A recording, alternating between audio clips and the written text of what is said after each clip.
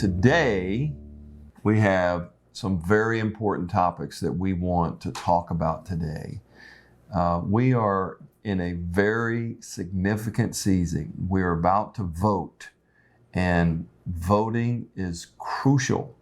Three very important topics: the economy, inflation, and crime. But that's not what the media is saying. What's the media saying, Tom? Well, they have tried to convince us that under this Biden administration, frankly, that the world is one. It is a wonderful place to live, that this transitory, temporary stuff has gone away. Your world, your life is much better than you really think it is. Inflation's only grown an inch. Yeah. Oh, gosh. And it was zero in July or something like that? Right. All right. So this is part of our truth, half-truth, and lies with regard to current events in the media. And one of the things I'm going to put up here on the graphic for you to see is the difference between what people find to be the three most important issues coming up that affect them today, and what are coming up as significant issues for the election, and what the media thinks are the three most. And this is just staggering to me, and I'll just off the top here. As you said, for people, the everyday people, not the media, not the bubble in Washington, D.C., it's these issues here. We've got the economy, issues, and crime. And what the legacy media says is most important, you're not going to believe this. Number one, the media wants you to believe that the number one most important issue in the country is abortion. The number two most important issue that the media wants you to believe is the January 6th riot that they call an insurrection without guns. Right. And the number three issue is climate change. They want you to take away from your personal daily travails, your problems combating prices at the store and at the pump, and problems with your kids at school. They want you to forget all that in favor of these topics: abortion and climate. And it's like, what are they talking about? And you can't forget that when you go to vote. You need to understand that that's the case. Now, here's the thing that hasn't changed. This initial list where, they've got abortion rights and the Capitol riot and all that occurred in, June. Right. So then, and this is a graphical pop-up here, but these are headlines in August. CNN wants you to believe the worst of inflation is over. It's over. The Fed's You're not experiencing any financial struggles, are you? Yeah, the Fed's favorite inflation gauge cooled in July. And the last one, Americans finally feeling better about the economy. They want you to feel better in August. Tick tock, tick tock. So then, let's take a look at September as we get closer to Election Day. And guess what the most important issues are for the everyday people? The economy, inflation, and crime. Hasn't changed since June. Don't lose sight of the ball here. Right. If those are the most important issues to you, you need to make sure you vote for the people who are going to address those issues for you. Not just talk about them, but address them. Yeah. So what we're being told, as usual, big fat lies. They're literally trying to convince us that the money struggles that we're all having, when your money runs out before the end of the month and you can't get the things you really need, they're trying to convince you that that's not happening. Right. But the reality is we all know differently. This is why we have to get out and vote. And I would say that if you don't get out and vote, then you can expect to get much, much worse. Much worse. We can expect fuel prices to go back up when they stop using our reserves and other things. And then, when they've got some time, a couple years to run with their policies, they're going to continue to cram this Green New Deal down our throats as if it's going to fix what's going on. And they'll jump on the back of a storm and they'll say, can't you see? But we know that if we look at the trends of storms over the last 100 years, there's no difference. There's no difference in our true climate. It's not warming. You know, they picked all of these different things over the years. Once it was warming, then it was cooling, and then we had acid rain, and then we had this, and we had that. The And ozone layer? Ozone layer. They just run with all of these things until they can't run with them anymore. All in the name of grabbing power, which ultimately means taking money out of our pockets for their policies. The big numbers tend to make make my wife's eyes glass over when big numbers come up. So, Right. you know, if you go back 10, 15 years and you're looking at $10 trillion in government debt, people were flabbergasted and astonished by how quickly it had grown from under $1 trillion to 10. So just in the last year, $4 trillion more, Right. just in the last year, $31 trillion. Now, what does that mean to you? Well, the government has a budget, just like you have a budget, and it has a credit card, just like you have a credit card. We have to make our payments. I have a credit card too, so my wife has my credit card. But I've never seen our credit card. Yeah, we have to make payments. Well, the government says, well, typically we don't like to make payments, but we'll make the minimum payment. We're going to pay interest only. So every year they collect all of our tax money, and they say we have money we have to use for Social Security, Medicare, and food stamps and all this other stuff over here. And then we have things that we can change the budget on, like national defense and some of these other budget kind of things. Yeah. Well, they never stick to the budget. It's been like 20 years now since the Senate has actually fulfilled its obligation to send a budget to the president. They don't do that anymore. They have continuing resolutions, and they do a little of this, a little of that, a little of the other. Well, here's the problem today. We have lived in this artificial environment of zero interest rates. Like, imagine having a credit card with no interest. Well, all you're doing is paying a minimum payment on principal. Well, they're kind of doing that with the government too. Well, now that interest rates have to go up because inflation is killing you when you go to the grocery store or the pump, guess what's happening? The amount of interest that the government has to raise from taxes or go more into debt has gone up like $200 billion. Well, the amount of money we pay on interest, which is good for nothing. Right. You know, Linda and I, for example, live debt-free because we find it absolutely obnoxious having to pay interest for anything because we're just giving away something for nothing. Well, the government is going to have so much debt they have to pay that it's going to overshadow these requirements in the budget that have to be paid. So the only thing the government can do is print money.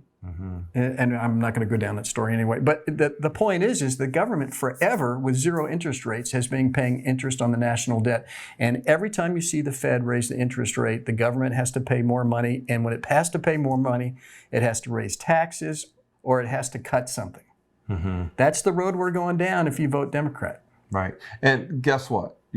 We're going to pay the price. Our children and grandchildren are going to pay the price.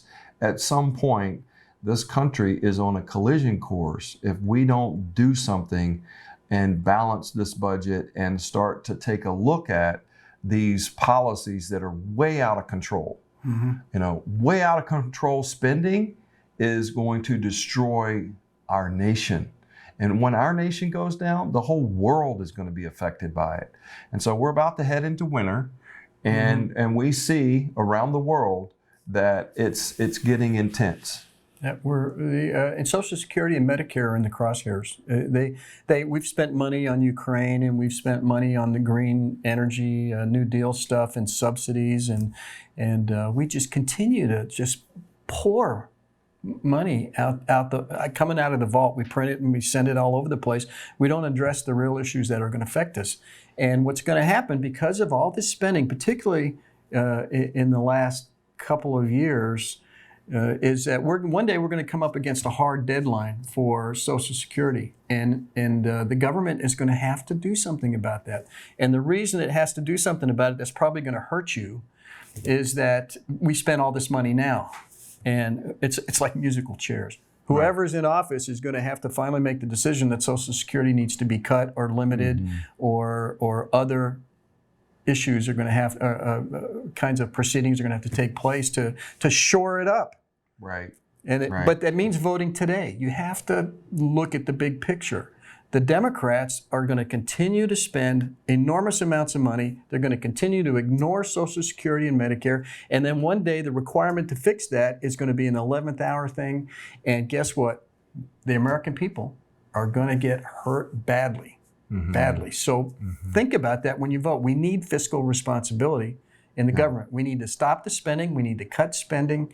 And we need to stop raising taxes. Yeah, and we need to get rid of this massive State Department that is, we don't even know how many agencies we have within it and how many employees we have. We are way overspending, and they just continue to grow them. And these are not elected people. We can't vote them out of office. They're just bureaucrats who are living off of our taxes. And so it is so important that you vote. Listen, let me tell you something about voting that is going to be crucial. You need to go to the voting polls and vote in person. Don't send in a ballot and don't vote absentee ballot. Go to the polls.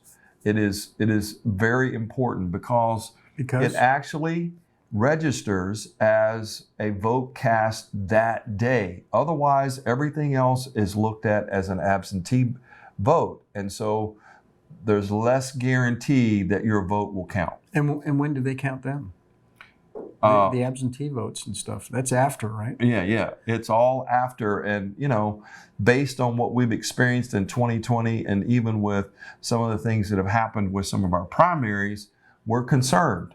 And so go vote in person. Very, very important. Yep. I think we got to do that. Let's see. There was anything else that we wanted to make sure? We've got some really wonderful things coming up in the second half of the show.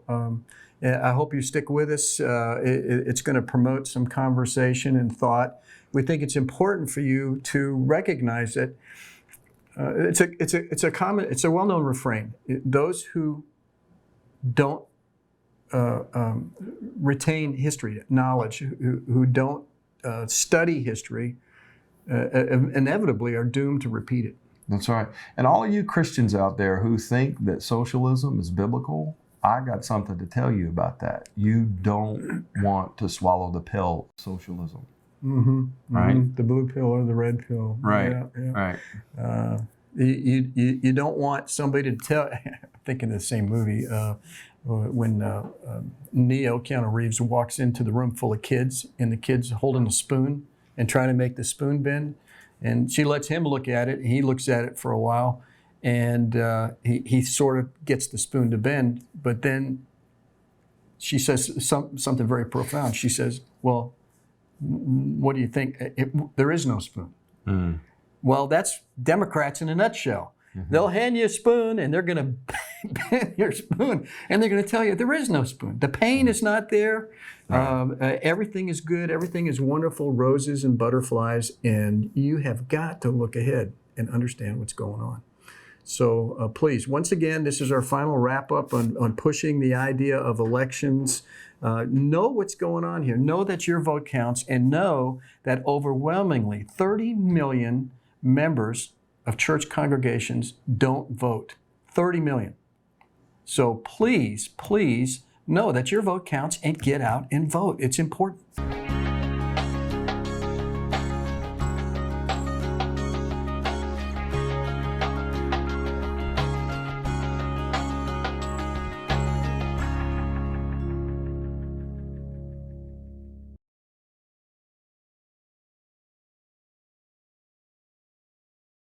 I need to continue talking about some things that are very important in our culture. If you have not heard, there is a group of people who are trying to conform the United States of America into a socialist nation.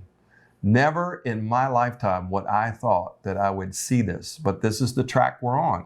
And there are a lot of Christians out there who are thinking this is a really good idea because it's all about sharing. And we look in, Acts chapter 2, and they shared and they had all things in common. Yes. But you know what? that was volunteer. They were volunteering to share. Would you like someone to tell you how much you have to share? Would you like someone to come and take your land and say, I think we need to give this to other people who have less land? Would you like them to tell you how you can and cannot spend your money and where you're going to get your money and when you can get groceries? See, this is what socialism does. It takes over every aspect of our lives. We think that because we've been told that we're white, privileged people who have too much, that we should be more compassionate and we should be more generous. Well, if you're doing that because you want to, that's different than being told you have to. Yeah. Let me ask you a question. Yes. So, what socialism subscribes to is each according to his ability, to each according to their need. How does that biblically shape up? Yeah, right. So you don't work, you don't eat. There's a big difference in principle because the Bible talks about us being personally responsible. You see this with Jesus. I mean, Jesus is teaching his disciples, if you want to follow me, take up your cross, deny yourself, and come after me. And so there's no focus on dealing with our selfish nature in socialism. It's just, I want what you have, and because you have too much, you should give it to me. We see it in these riots. I mean, these people just run into stores and start taking stuff because everybody has so much. Responsibility, you can, the democratic way, give somebody a fish to eat every day, or you can teach them how to fish and go out and do it themselves, right? Right. Well, and that's the big thing is that, most people are going to confess that we live in a democracy. But that's not true, is it, Tom? What do we live in? We live in a constitutional republic. Which bases itself on being personally responsible. The moment that we throw out our morality, the moment that we throw out personal responsibility, this constitutional republic can't work because we have to govern ourselves, which is what the federal government should be doing, is protecting our rights to self-government. And I think that's a part of the reason so much anger and discontent, maybe below the surface there, people lose their sense of self-worth. Yeah. And maybe many of them, if they don't go to church and they don't understand why. Yeah. They're angry all the time. And it's precisely because everything's been given to them and there's nothing satisfying them. Right. Because they didn't have to work for it or work hard to earn it. Yeah. And the good news, at least, is that in the United States, there's a big pushback. We're a part of that. We're pushing back against this Marxist socialist agenda. But also globally, things are changing a little bit. Yeah, we've got Hungary, Great Britain, Italy, Sweden. All of these nations are electing conservative leaders because they see the failed policies of socialism. I mean, these are socialist strongholds in some ways, right? Oh, Sweden has always been very, very. It's a capitalist country, but it's incredibly socialist. Right. I mean, it's like 90% of income above a certain level is all taxed to the government to promote and fund social programs. It's crazy what they do in Sweden.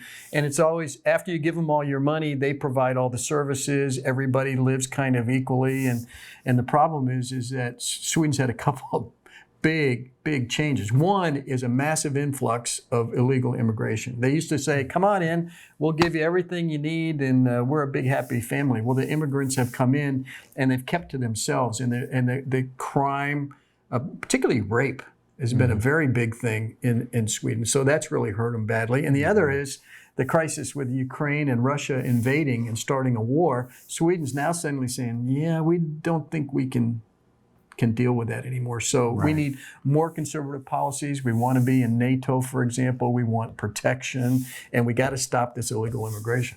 Yeah. So, I mean, there you have it. There's a great example of why socialism doesn't work. There is not a country on the planet that has successfully used socialism, which ultimately turns into Marxism, which is even more fatal.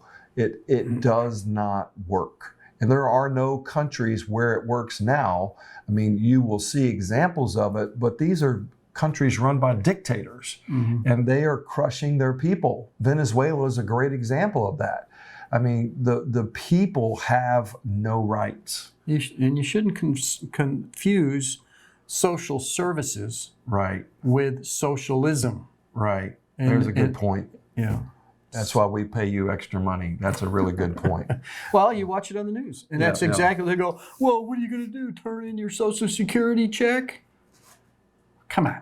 We're talking social services versus socialism, a government-run, atheistic, top-down, nationalized businesses.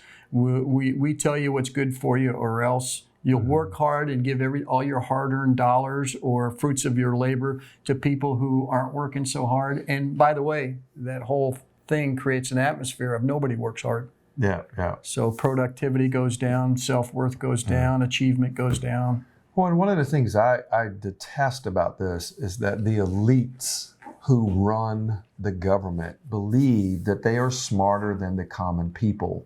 They think they know how to do this, and you should just be happy to be dumb and without, and let them spend your hard-earned money. Let them decide who gets your land whenever you pass away. Let them decide who gets to have different services and things of that nature.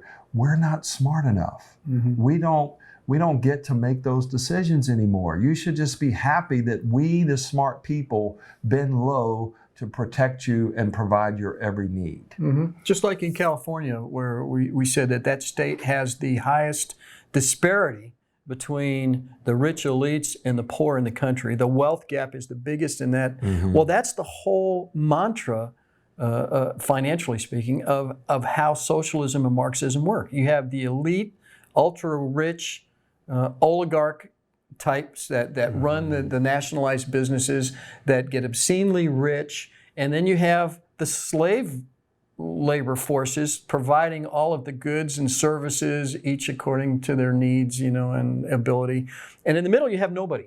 Right. It's rich and poor, and nobody's happy. Yeah, and great example, I visited San Francisco 2 years ago, and they have a contained socialist environment. It's called the Tenderloin District. And when you walk the streets in the Tenderloin District, you fear for your life because you can do anything you want to there, just about. You can have drugs, you can have sex with whoever you want to, you can lay on the street, you can defecate on the street. You can go and do anything as long as it's approved by what's interesting, this is next door to Google and TikTok and all of your big different social media platforms. And they approve it all. And it is the grossest, vilest thing. I couldn't wait to get out of there because it's destroying the city.